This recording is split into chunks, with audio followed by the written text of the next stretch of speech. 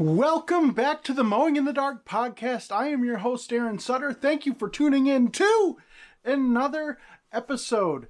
Guys, it is a great day today. It is Monday that I'm recording this.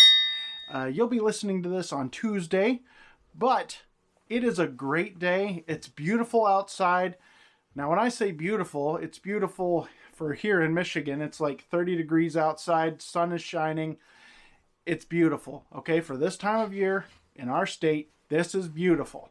There's no snow on the ground. It's nice, okay? So this past week was kind of boring, shall we say. There's not a lot of work happening at all. I finished up some gutter cleaning, but I think that was at the end of 2 weeks ago. So it doesn't really matter. I haven't been out doing any work, so I've just been doing projects around the house. And as I told you in the last episode, on Wednesday, the regular Wednesday episode, I told you that I was working on putting up a new podcast website, and I was going to put up the 12-month contract that I use in my business to get year-round work. This contract combines lawn maintenance, it can combine fall cleanup, spring cleanup, and snow removal, and a bunch of other stuff into one contract, and it breaks it down into a 12-month payment so that you get paid all year round. So this could be for anybody, anywhere in the country. It is 100% editable. It is a Word document, so you can actually download it from the website, the Mowing in the Dark podcast.com website. That's the website. Let me say it again, Mowing in the Dark podcast.com. You can go there. You can listen to the podcast if you want there, but you can also go to the store. And in the store, the only thing in the store is the 12-month contract, okay? And this is completely editable. You can download it for $5.99, and that includes the terms and conditions. I was able to put together some terms and conditions that were not a part of what I use on my contracts, because I got those terms and conditions from somebody else. And so I found these terms and conditions online. I read through them. They are very comparable to what I use on my contracts. Very comparable. In fact, they might even be a little bit more detailed, which is good because I want you guys to be protected. So, with that being said, the contracts do have the terms and conditions. And let me just explain what it looks like, because on the website, because I don't want people to copy my template, is I've got the terms and conditions broken down into lawn maintenance and snow removal, because those two are very important distinctions. And so they're broken down like that. And so you can look it over when you download it. It's $5.99. It's really, even just to look it over, that's not that much money. And if, like I said, it's 100% editable. So you could completely change the entire layout of the contract. You can do anything you want to it. You can download this contract just to give yourself some ideas on how I did mine, and you can then work and do yours. So you can create your own. That's what I did with this. I created my own. You can do it too. So another thing that I'm going to be posting up for sale, which is only going to be like, I don't know, $3.99, $2.99, somewhere in that range. Maybe it'll be $5.99 again, because it is a one-time purchase and you have it for life. So I'm going to put up my lawn care estimate that I created myself. And again, I'm going to use some of the same terms and conditions that I put in the 12-month contract. I will put those on my lawn care estimate form. All right, so I'm planning to put that up, but it's not up yet, okay? But the 12-month contract, where you can combine all services that you offer within reason. You may not want to add some, but you can, and you can add them all on there. If you have terms and conditions for a service that you do that is not on the contract, it's editable. You can add it in. So this is a 2-page contract. We're on YouTube right now as well, so I'm just going to hold it up here. This is kind of what it looks like, and it is a 2-page contract. This is just all the numbers that you need, and then when you flip it over, that is a full page of terms and conditions. All right, so it is completely editable. You can put your logo on here, your contact information, all that stuff. Completely 100% editable. All right, now this podcast isn't necessarily a commercial for this, but I do want to let you know that it is available. All right, so $5.99, that is less than a meal at McDonald's. That's basically less than you can pay for something off the dollar menu these days. It's the price of a coffee at Starbucks.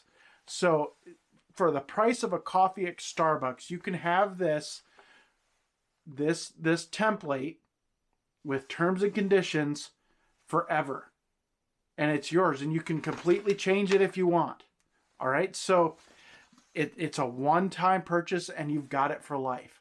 So guys, there's really no downside to that. All right, so that's all I have to say about the 12-month contract. I personally love it. I use it in my business. I've got maybe 10 clients on the 12-month contract. Every year I get more and more of my existing clients to switch over to the 12-month contract. So this could be something that you could look at to keep that money coming in all year round. All right, guys, today I basically just want to talk about something that I did over the weekend. And it's not lawn care related, but it's something that I enjoyed doing. And it was hard. All right, so the church that I go to, we have a parsonage, and our pastor lives in the parsonage. This is actually where I grew up, the house that I grew up in. It's a very old house. It has a stone foundation. It's got a Michigan basement is what we call it here. It's if you know, you know, and if you don't, you don't. All right, it's hard to explain. But it's a very old house, but they've remodeled the whole thing, except they didn't put a roof on.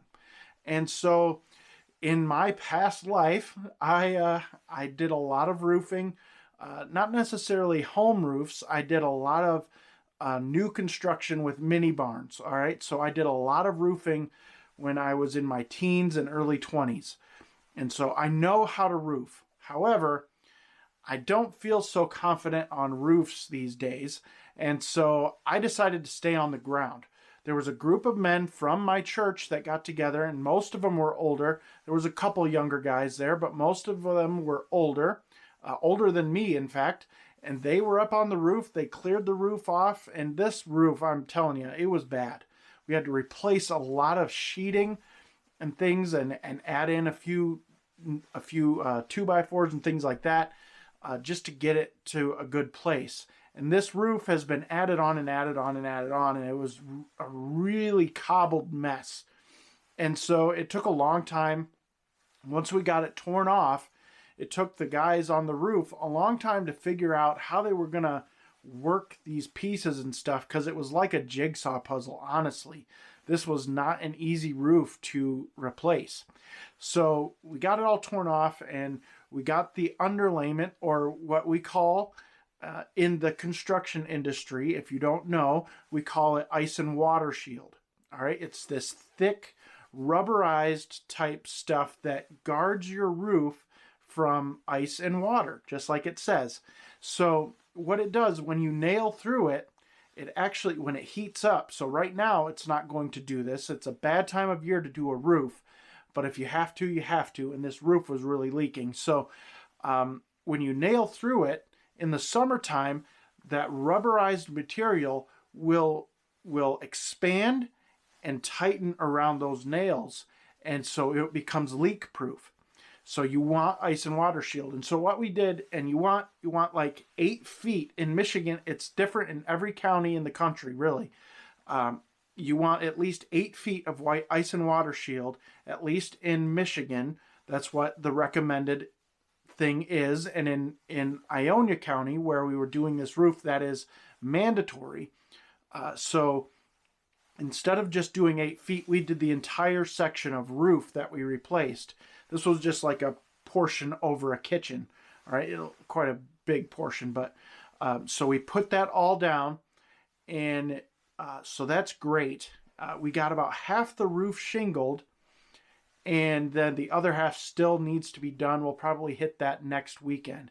But what I wanted to talk about is, over the weekend, like I said, I was the guy on the ground.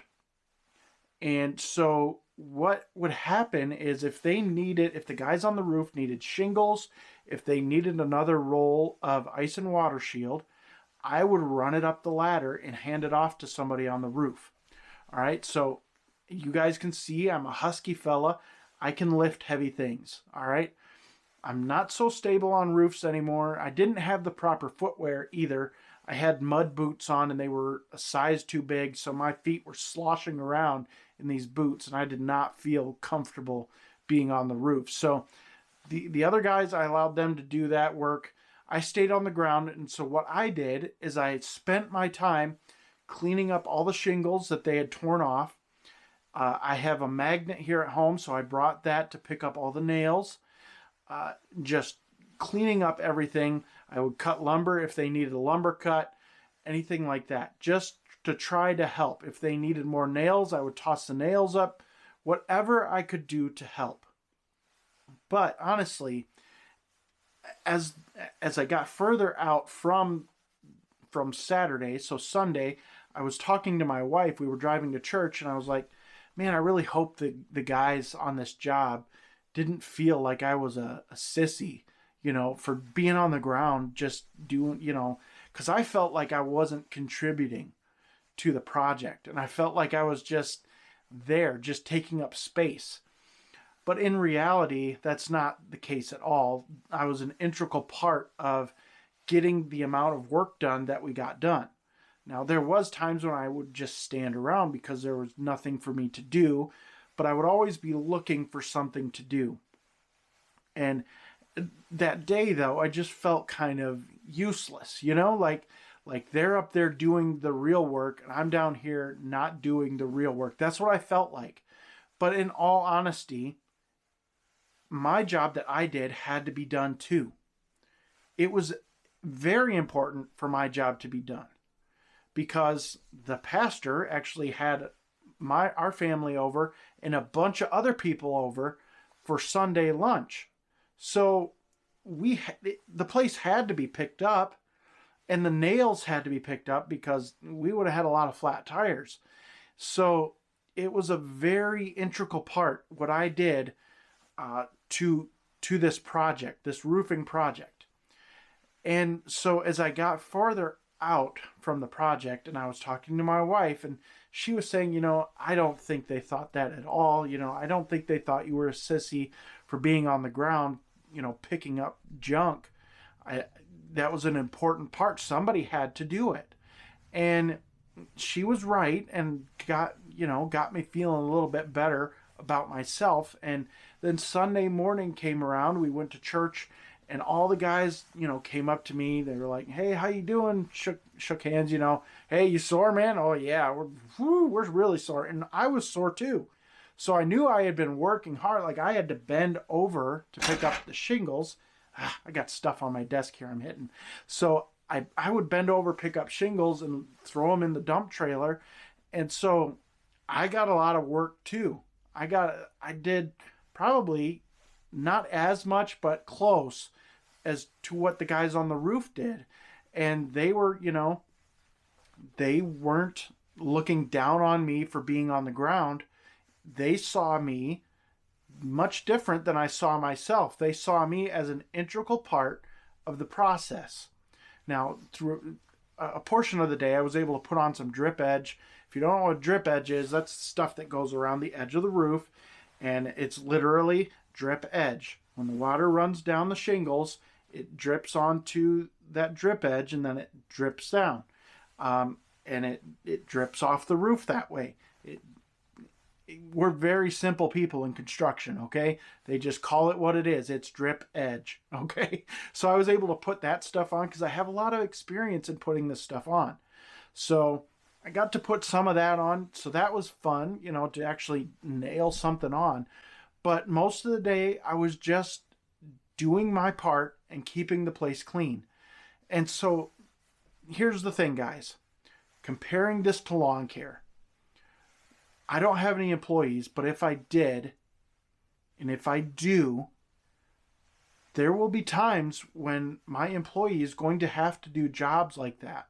Or I'm going to have to do jobs like that seem menial, that seem like they're not valuable, but they are. There's so many times in my life where I felt like I was less than important because I was doing small tasks like that. Like when I was in construction, when I was first starting, they would have me sweep the floor. That was actually a very integral part of keeping the place clean and safe, because sawdust can be slippery. Sawdust can also be combustible. So we had to keep the floors clean. And it was a constant process of keeping the place clean. Somebody had to do it. So just like sharpening mower blades, it sucks, but it has to be done. Like cleaning a mower deck, it's a menial task. It's just grunt work, but somebody has to do it. It has to be done to perform the service properly. All right? Machine maintenance. It seems like menial tasks, but it has to be done for that machine to continue to operate properly and effectively. So don't look down on your guys that are doing these menial tasks. I'm sure you as the owner know that they are valuable, but try to express to them, express to your guys that, hey, I just want you to know you are a valuable part of this team. You do a lot of the stuff that everyone else hates to do. And maybe you hate to do it too, but you are a valuable part of this team, and we need you. That's what you need to say to those guys who do this type of work, is we need you on this team. We would not be able to do the amount of work that we do and the quality of work that we do without you. That's what you need to tell your guys. And be an encouragement to them. Because that Saturday, no one was really an encouragement to me. However, Sunday, they did make me feel encouraged. And this, guys, this was a volunteer project. Completely 100% volunteer. The church paid for the materials, but it was volunteer labor. We're just there giving of our time, but it is invaluable to let somebody know that they are important to the team. And it is just so important.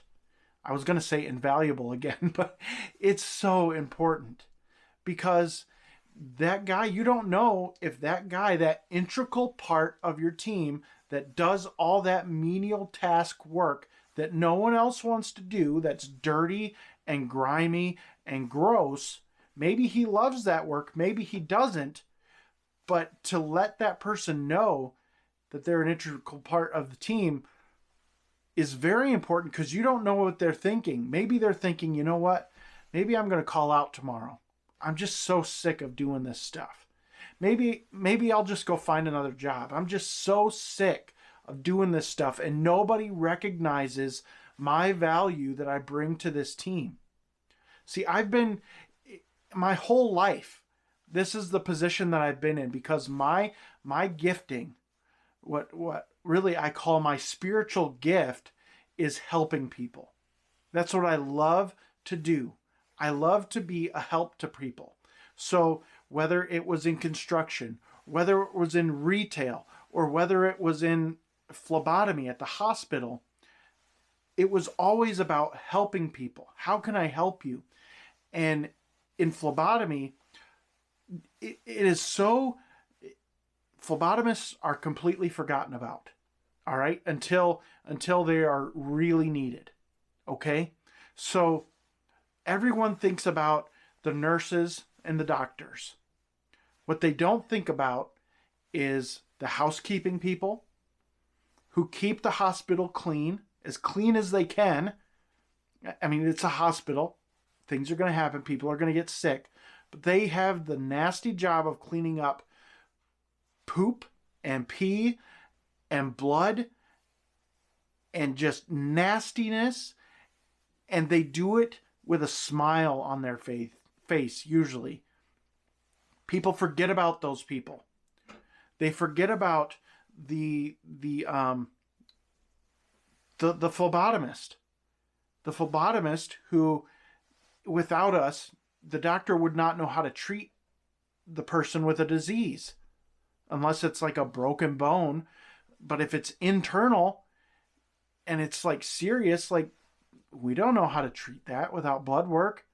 Who's going to get the blood? I've seen a doctor try to draw blood. It was like a monkey trying to use a needle. It was the weirdest thing. Like this doctor who has years of experience, years of schooling under his belt, couldn't figure out how to use a needle. And it was crazy.